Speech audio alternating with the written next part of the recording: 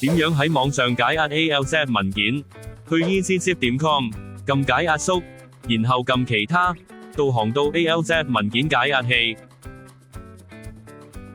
撳選擇要打開嘅 ALZ 文件嚟打開文件選擇器，然後揀你想解壓嘅 ALZ 文件。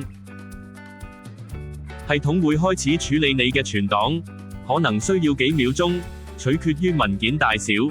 解壓完成之後，你可以撳預覽喺下載之前檢查解壓嘅文件。撳儲存將解壓嘅內容儲存到你揀嘅文件夾。